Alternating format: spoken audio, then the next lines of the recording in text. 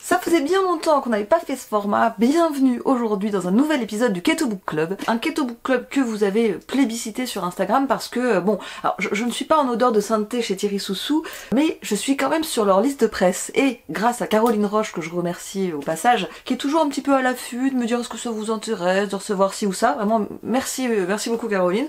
Bien, grâce à Caroline Roche, eh bien j'ai reçu le grand livre de la santé métabolique. C'est un livre qui a été écrit par Evelyne Bourdois-Roy. Nous avons déjà commenté dans un ancien format Keto Book Club un autre livre de Madame Bourdois-Roy qui est celui-ci. Et donc voilà, Thierry Soussou décide de rééditer un nouveau livre sur un autre thème, le thème de la santé métabolique, alors qui n'est évidemment pas sans rapport avec le premier, parce que dans le premier, on nous parlait d'inverser le surpoids, le diabète, l'obésité, et ici, forcément, santé métabolique, bah ça fait penser à syndrome métabolique, surtout que si on regarde le petit macaron, on voit résistance à l'insuline, surpoids, obésité, diabète de type 2, maladie du foie gras, hypertension, goutte, SOPK, donc ils sont tous des trucs reliés à ce qu'on appelle le syndrome métabolique, donc on sait quand même avant de commencer qu'il y a un lien entre les deux.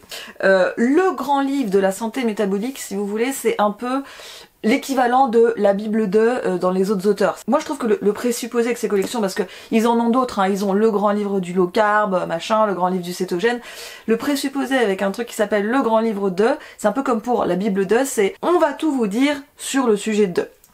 Et donc c'est un peu l'angle de lecture que j'ai pris pour ce Keto Book Club, c'est finalement est-ce que le livre, le grand livre de la santé métabolique tient sa promesse et va tout nous dire sur la santé métabolique. Mon attente c'est qu'on me fournisse un système de compréhension globale, quels sont les piliers qui soutiennent le métabolisme, un métabolisme en santé. En attendant, merci d'avoir cliqué sur cette vidéo. J'en profite pour vous dire que Caroline Roche m'a aussi proposé de recevoir le grand livre du low carb. Je voulais donc vous demander si ça vous intéresse d'avoir une critique du grand livre du low carb, et si c'est le cas, je vous la ferai.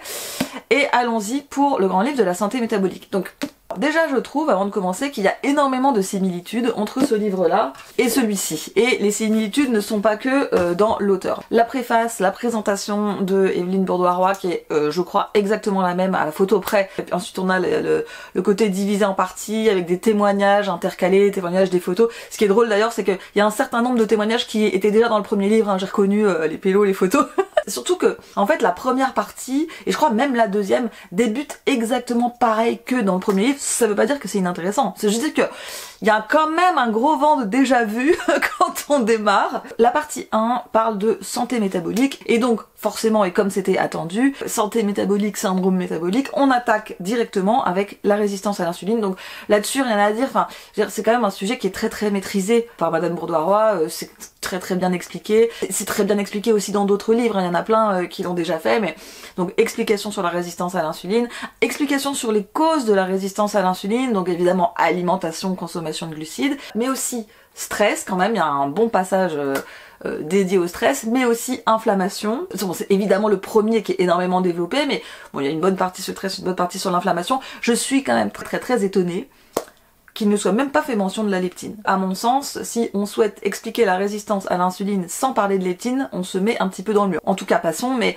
le propos de cette partie et le propos de tout le livre, c'est la résistance à l'insuline est la cause de toutes les maladies chroniques, et donc la solution de toutes les maladies chroniques, c'est renverser la résistance à l'insuline. Donc c'est vraiment un espèce de truc qu'on retrouve quand même dans beaucoup de livres publiés par Thierry Soussou. C'est pas faux, la résistance à l'insuline est une cause de maladies chroniques, mais en fait c'est trop simpliste, c'est trop simplifié. Le vrai problème de ça, c'est qu'il y a plein de gens qui sont là-dedans, de dire ah bon bah ok, donc on me dit que la résistance à l'insuline c'est la cause de tous mes problèmes, donc travailler sur ma résistance à l'insuline c'est la solution à tous mes problèmes. On me dit que la façon de travailler ma résistance à l'insuline c'est d'enlever les glucides, et pourtant il y a des gens qui font ça et qui, 2 ans après, ont toujours de très gros problèmes de résistance à l'insuline, voire de résistance à l'insuline qui a augmenté. Alors vous allez me dire, bah c'est peut-être que ces personnes n'ont pas travaillé sur le stress, l'inflammation. Oui, je dis pas que c'est faux, je dis pas que c'est pas un problème la résistance à l'insuline. Ce que je dis vraiment, c'est qu'on fait une équation qui est beaucoup trop simple, et en simplifiant trop, parfois, on se met à dire des choses qui sont fausses. Et surtout, dans le premier livre, c'était la résistance à l'insuline, c'est la cause de toutes les maladies chroniques, donc pour résoudre toutes les maladies chroniques, faut faire une diète cétogène. Là, c'est le même même propos, sauf que le mot diète cétogène a été remplacé par alimentation faible en glucides. Ce qui, à mon avis, pose encore plus problème. Parce que si on dit c'est les glucides qui posent problème et les enlever résout le problème, bah alors on ne donne pas de solution à toutes les personnes qui les ont enlevés et qui ont toujours un problème. Moi je pense que dans le fait d'être céto-adapté, il y a beaucoup d'autres choses qui rentrent en jeu. La céto-adaptation, le taux de cétone élevé, les changements sur le métabolisme, le fait que les cétones rentrent dans le cycle de Krebs, il y a beaucoup de choses qui sont au-delà de juste enlever les glucides, qui rentrent aussi dans cette équation, et même ça, c'est-à-dire même dire diète cétogène égale solution à tous les problèmes d'ordre métabolique, je trouve que c'est déjà faux. Donc dire alimentation faible en glucides égale résoudre tous les problèmes métaboliques, bon, je trouve que c'est a fortiori encore plus faux. Alors, il faut vraiment faire des nuances. Je suis pas en train de dire que ce qu'elle dit est faux. Je suis pas en train de dire que c'est bien de se bourrer de glucides, mais en réalité, ce que l'expérience et des coachings, et de l'accompagnement des gens, et de l'expérience dans le groupe métabolisme m'a appris, c'est que diaboliser les glucides et mettre la faute des glucides sur tout ce genre de dysfonctionnement est un problème. Parce que même si là on vous dit, ok, les causes de la résistance à l'insuline, il y a aussi le stress et l'inflammation, on va pas se mytho, tous les livres, celui-ci comme celui d'avant, et comme d'autres publiés par Thierry Soucard, mettent 95% de leur attention sur l'alimentation et uniquement l'alimentation. Et on ne se pose même pas la question de comment ça se fait qu'il y a des gens qui arrivent à les consommer les glucides. Qu'est-ce qui fait que cette personne-là, elle arrive pas? Parce que comment ça se fait que certaines personnes, même des quantités relativement raisonnables de glucides, comme 100 grammes, 150 grammes, elles les tolèrent pas? Il y a autre chose là-dedans. Ce qui m'embête avec ce genre de simplification, c'est qu'on est en train de dire en gros, les problèmes de métabolisme, c'est les glucides, résoudre les problèmes de métabolisme, c'est résoudre les problèmes de glucides. Je suis d'accord que c'est un axe de travail très important, mais c'est loin d'être le seul. Mais bon, voilà, on est au tout début du livre, je m'impatiente, c'est mon caractère. Je pense pas que Madame Burda-Roy a décidé de faire un livre entier qui soit une copie dont son premier, je pense qu'elle va aborder d'autres sujets. Vu que le livre a commencé en disant, voilà, le problème de la santé métabolique, c'est la résistance à l'insuline, la solution, c'est une alimentation faible en glucides, et bien ensuite on nous définit ce qu'est une alimentation faible en glucides, comme dans le précédent livre, on avait défini ce qu'est une alimentation cétogène. Et puis ensuite, partie que j'attendais avec grande impatience, on arrive sur ce qui, à mon avis, va être le système de compréhension, c'est-à-dire quels sont les piliers de la santé métabolique. Donc, bien sûr, on nous parle d'alimentation faible en glucides. Deuxième pilier, le sommeil. Alors là, je suis contente, au détail près que... Bon, c'est un gros livre, hein. C'est un gros livre, plus de 350 pages, 360 je crois. On m'annonce que un des piliers de la santé métabolique, c'est le sommeil. C'est-à-dire un des énormes sujets qui vont me permettre de résoudre mon problème de santé métabolique, c'est le sommeil. Combien de pages y sont consacrées? 2. 2 sur 365. Donc voilà la gueule du pilier, voilà la confiance qu'on y apporte. En fait, si tu consacres 2 pages sur 365 au sommeil, c'est que tu ne considères pas du tout que ce soit un pilier. Je suis désolée. Troisième pilier, le stress. Combien de pages y sont consacrées? 2. Quatrième pilier, l'activité physique. Combien de pages y sont consacrées? 2. Cinquième pilier, l'exposition au soleil. Combien de pages y sont consacrées? Un paragraphe. Pas 2 pages, pas 1 page. Un paragraphe. Voilà la gueule du cinquième pilier. Et sixième pilier, la communauté des réseaux sociaux, 2 pages. Voilà. Donc là, évidemment, tous mes espoirs s'écroulent parce que là où je pensais voir arriver un système de compréhension du métabolisme, je sais que c'est terminé. À ce moment-là, je sais que c'est terminé parce que je sais que le système de compréhension n'est basé que sur un seul pilier qui est celui de l'alimentation. C'était ma crainte au début. Je me retrouve à la fin de la première partie. Non seulement il n'y a pas de système de compréhension du métabolisme qui a été exposé, à part, comme je vous disais, le système de la résistance à l'insuline, mais on ne m'a pas parlé d'autres hormones que de l'insuline. Excusez-moi, mais le métabolisme ne repose pas que sur l'insuline. Elle est quand même loin d'être la seule, et surtout, elle est même pas la première de la chaîne. Et puis, surtout, le vide intergalactique de cette partie, c'est que on veut me parler de santé métabolique, on ne m'a pas un seul moment parlé de mitochondrie. On m'a même pas mentionné le mot. Alors je me dis quand même, bon, que je suis que dans la première partie, il reste un petit peu de temps, mais je suis très méfiante à partir de là parce que je me dis que ça sent la redite du premier livre réaccommodée en parlant de bas en glucides au lieu de parler de cétogène. Mais bon, malgré mes doutes, j'ai quand même un peu d'espoir parce que la deuxième partie s'appelle la médecine métabolique. Ce qu'il faut dire sur la deuxième partie, c'est que c'est une partie intéressante. Elle ressemble beaucoup à ce qu'on trouvait dans le premier livre, mais il faut le dire, c'est intéressant. Parce que déjà, il y a toute une grosse partie d'explications très techniques, très pointues. C'est là qu'on voit qu'elle est médecin, qu'elle a une clinique, etc. Sur toutes les analyses que l'on peut faire. Donc il y a toute une flopée de trucs d'analyse qu'elle dit qu'elle fait dans sa clinique et qu'elle conseille évidemment de faire, aussi fournie avec les cibles, et ça c'est très intéressant, et les explications. Et puis elle explique aussi très bien qu'il faut pas se fier aux cibles qui sont données par les labos, parce que forcément les labos ils vous fournissent une cible qui est construite à partir de la moyenne des gens qui viennent. Mais en fait 95% des gens qui viennent ils sont pas en bonne santé, donc ça vous fait en gros un algorithme qui est foiré. Et elle donne les cibles qu'elle pense être justes et qui sont pas les mêmes que celles des labos. Alors ça je trouve c'est très intéressant, c'est une vraie valeur ajoutée. Bon après il y a toute une partie de conseils nutritionnels, il y a toute la partie bas en glucides, mais on vous parle aussi d'aliments à indice glycémique bas, on vous parle d'aliments à charge glycémique basse en faisant la différence, bon c'est quand même intéressant hein. On parle de protéines avec les quantités. Bon il y a un mini paragraphe de 3 lignes sur les matières grasses où on vous explique que faut consommer des matières grasses, mais que ça dépend du métabolisme de base. Débrouillez-vous avec ça les frérots. Ce que je trouve un petit peu gravos, parce que c'est quand même un livre où le fondement c'est de dire faut manger bas en glucides. Si tu manges bas en glucides, faut aussi que tu manges haut en gras. Tu peux pas dire aux gens diminue ta quantité de glucides en dessous de 100 et les laisser se démerder tout seuls sur la quantité de gras en leur disant ça c'est faut voir avec le métabolisme de base. Ça c'est vraiment je trouve laxiste, c'est pas pro, puis ça contraste très fortement avec l'image de sérieux qu'on veut donner, de voilà je vous accompagne, voilà les analyses, voilà ce qu'il faut faire, ça c'est sérieux, c'est machin, c'est cadré. Oh puis le gras, débrouillez-vous. Bah oui mais en fait ça c'est la partie où les gens ont besoin d'être accompagnés. Parce que les analyses c'est bien beau mais derrière ce qui est très important c'est la mise en pratique. Comment tu veux qu'ils fassent si tu leur dis pas? Mais c'était déjà un reproche que j'avais fait dans le premier. Toujours dans cette même partie sur la médecine métabolique, il y a toute une partie très technique et très intéressante aussi sur les médicaments et les déprescriptions. C'était déjà dans le premier livre aussi, hein. J'ai pas comparé page à page pour voir s'il y en a eu d'autres. J'ai l'impression que là c'est plus long, plus détaillé. Je pense que parce qu'elle a rajouté aussi tous les médicaments qui viennent pour les problèmes neuro et tout. Mais ce qui est intéressant c'est que pour chaque on t'explique voilà comment on peut déprescrire, par quoi on peut remplacer, les effets secondaires, les trucs, les machins, les médicaments qui sont obésifiants, les interactions possibles avec une chose et d'autre. Ça c'est vraiment la valeur ajoutée d'un médecin, la valeur ajoutée de choses qui se pratiquent dans une clinique spécialisée là-dedans.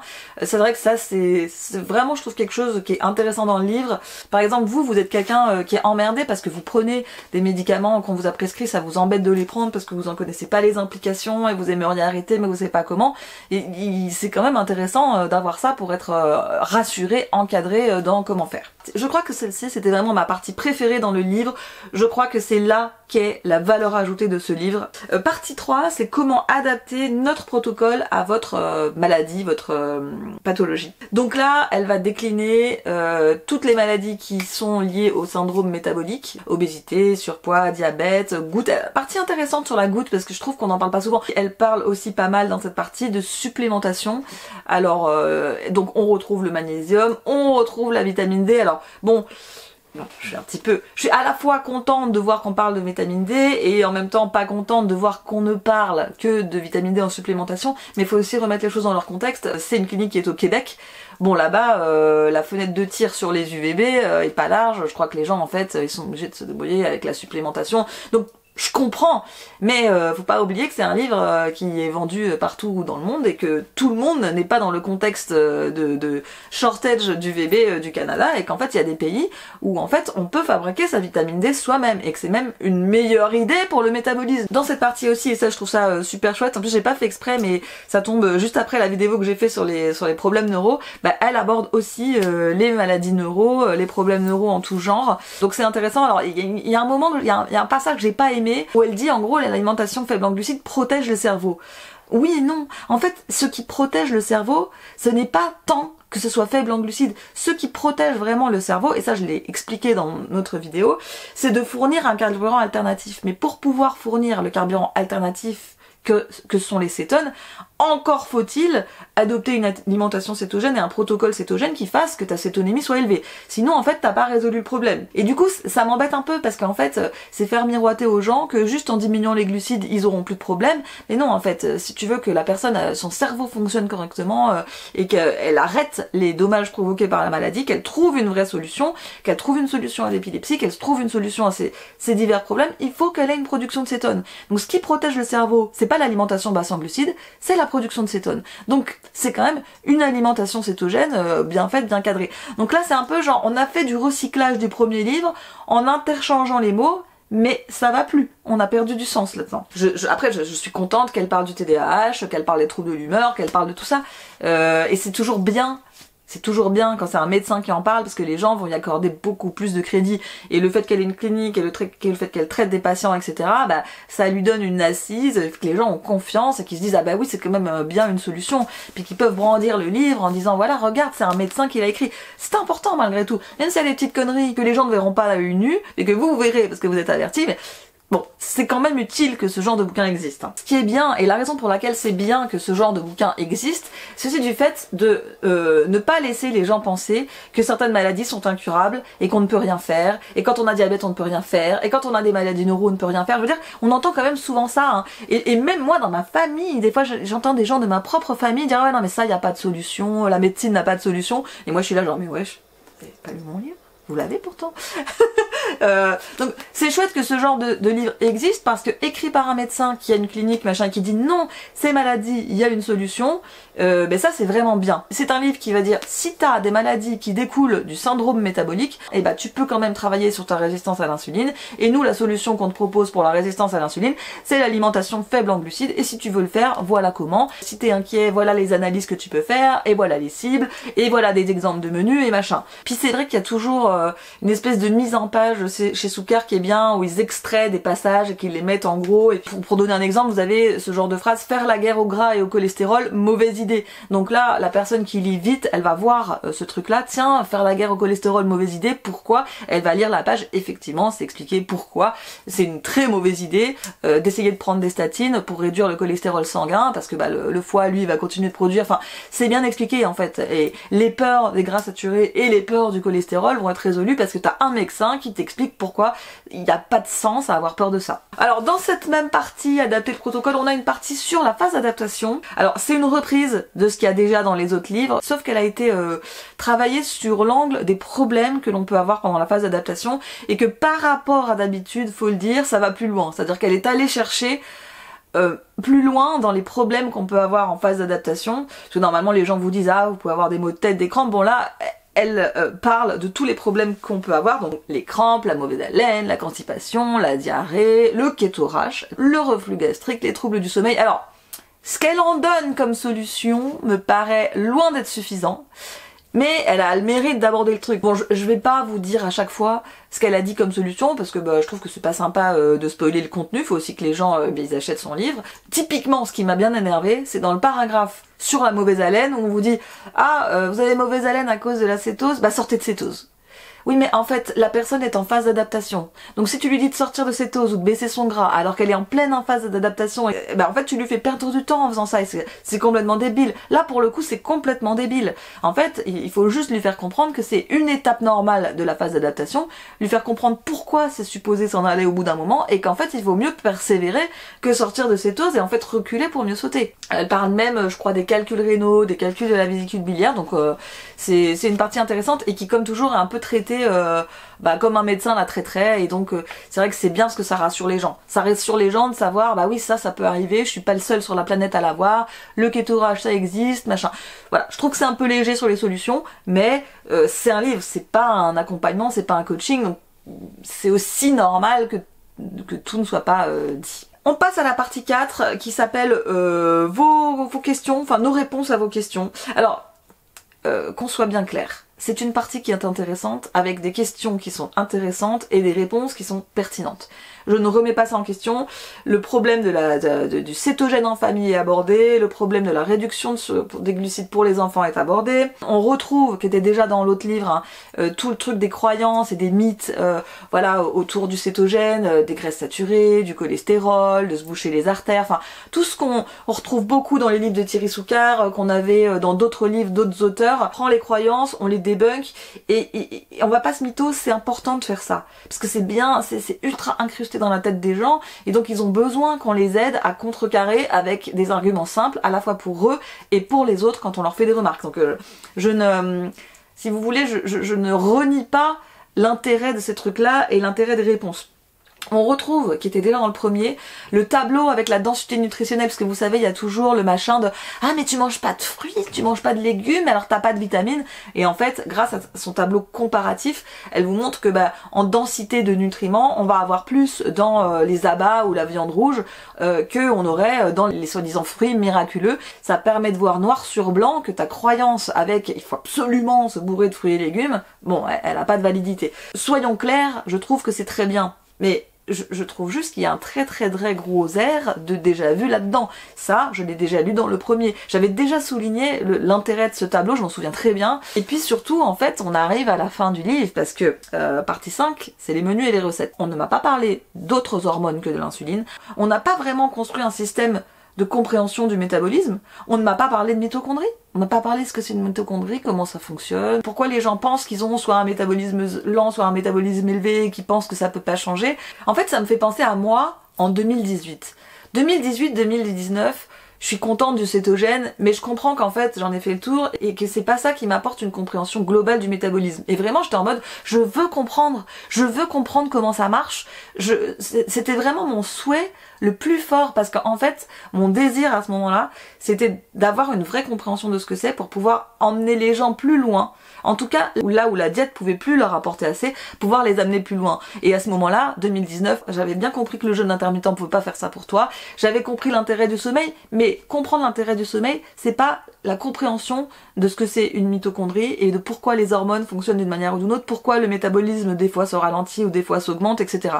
Donc en fait, je cherchais vraiment un système de compréhension et ce que je trouve dommage, c'est que le grand livre de la santé métabolique, si on m'avait offert ce truc-là à ce moment-là, je me serais dit holy shit, j'ai la réponse à mes questions. Et en fait, non, je l'ai pas. Et j'ai rien d'autre qu'une redite. C'est une redite améliorée du premier livre et qui, au lieu de parler de cétogène, parle plutôt d'alimentation faible en glucides. C'est un livre qui parle de résistance à l'insuline, des implications d'une alimentation faible en glucides qui pourrait avoir un impact sur la réduction de la résistance à l'insuline, ce qui est vrai. Encore une fois, c'est vrai. Travailler sur l'alimentation, c'est une des façons possibles de réduire la résistance à l'insuline, ça n'est pas la seule. Elle ne se suffirait même pas, je pense, en soi. Ça fait partie du travail. Mais bon, on m'a annoncé qu'il y avait d'autres piliers au métabolisme. Ces piliers, on ne les a ni développés, ni travaillés. Et juste dans les faits, au nombre de lignes, on me dit, inconsciemment, ça n'est pas important. Si tu n'y accordes que 2 pages ou qu'un paragraphe, c'est comme la même chose que de dire ça ne compte pas. Et alors, je ne vais même pas m'attarder sur les menus et les recettes parce que je sais qu'il y a un recyclage du programme de menus qui était dans le premier, qui a été remis dans celui-là. Alors, qui en est un peu, je comprends, mais en fait, qui en est autant, parce que je vous montre, les menus et les recettes, c'est tout ça dans le bouquin, qu'il y en ait autant alors qu'on a consacré que 2 pages au sommeil, 2 pages au stress et 1 paragraphe à l'exposition à la lumière, c'est vraiment problématique. Tout ça, en fait, ça aurait été très bien et très cadré avec un livre qui se serait appelé le grand livre du syndrome métabolique ou le grand livre de la résistance à l'insuline, pourquoi pas. Bon, ce serait un livre qui ferait beaucoup doublon avec le premier, mais en fait, pourquoi pas. Le problème, je pense, c'est que Thierry Soussou, il a voulu profiter de l'engouement qu'il y a autour du métabolisme, parce que les gens, en fait, ont envie d'aller plus loin sur le truc, et parce que c'est plus trop la mode du cétogène non plus, donc il faut bien trouver autre chose. Et donc ils ont voulu aller sur le métabolisme. Moi je pense que Thierry Soussou me copie, mais soit dit entre nous, je pense que Thierry Soussou n'est pas inscrit à mon cours métabolisme, parce que tous les gens qui ont suivi mon cours métabolisme l'année dernière savent qu'on ne peut pas se contenter de ce genre de choses pour comprendre le métabolisme et qu'on ne peut surtout pas se contenter de juste avoir une alimentation faible en glucides et croire que tout va se résoudre miraculeusement. Donc moi ce que je propose, Thierry, c'est que tu t'inscrives à mon cours, c'est encore possible de prendre le cours en cours d'année. On sera patient avec toi, tu verras, les ninjas sont très gentils et très patients. On fera ce qu'il faut pour que tu te sentes pas trop déboussolé en arrivant dans le cours. En tout cas, dans l'absolu, c'est bien que ce livre existe, il débunk un certain nombre de choses, il est intéressant. Maintenant, je trouve que c'est beaucoup une redite. Si vous aviez celui-là, n'achetez pas celui-là. Et si vous avez déjà des livres sur le cétogène, connaissez déjà le contenu qu'il y a là-dedans, c'est surtout un livre sur la résistance à l'insuline. Il présente un certain nombre d'intérêts. C'est quand même un livre qui est pointu sur plein d'aspects techniques. Vous voulez comprendre un petit peu les trucs du foie, les machins, les enzymes, de stéatose, de machin. C'est les qualités en fait de ce livre, c'est que c'est pointu sur les parties qui sont très médicales. Les trucs avec les mots compliqués, les machins pour expliquer, les analyses. C'est intéressant, il y a des gens que ça intéresse, il y en a pour qui c'est important. C'est important de savoir lire ces analyses, c'est important de comprendre ce qui est dit, c'est important de savoir où on est. Donc je veux pas non plus d'évaluer l'intérêt de ce truc-là, parce que ça a un intérêt réel, mais malheureusement je pense que c'est cette partie 2, cette fameuse partie 2 sur toutes ces analyses, ces explications, les médications, etc. C'est la seule vraie valeur ajoutée de ce livre, parce que je suis désolée, mais les explications sur la résistance à l'insuline et les thèses comme quoi la résistance à l'insuline ce serait le problème, la source des problèmes de tout et la solution à tout, et ben en fait on l'a déjà eu dans plein de livres, et en fait c'est pas suffisant pour expliquer. Et si les gens continuent à acheter des livres, c'est parce que justement ils voudraient aller au-delà. Et ce livre-là ne permet pas d'aller au-delà. Et l'impression que ça me laisse à la fin, c'est vraiment un livre où on a voulu faire du neuf avec du vieux et profiter un petit peu des tendances et tous ces mots qu'il y a autour du métabolisme aujourd'hui. En tout cas, je vous remercie d'avoir regardé ce Keto Book Club. Je remercie Caroline Roche de m'avoir envoyé cet ouvrage gratuitement. Si vous êtes intéressé par le grand livre du low carb, bah, n'hésitez pas à me le dire en commentaire. Je ferai le nécessaire pour vous faire une critique. Et je vous dis à très bientôt dans la télé-réalité de la cétose.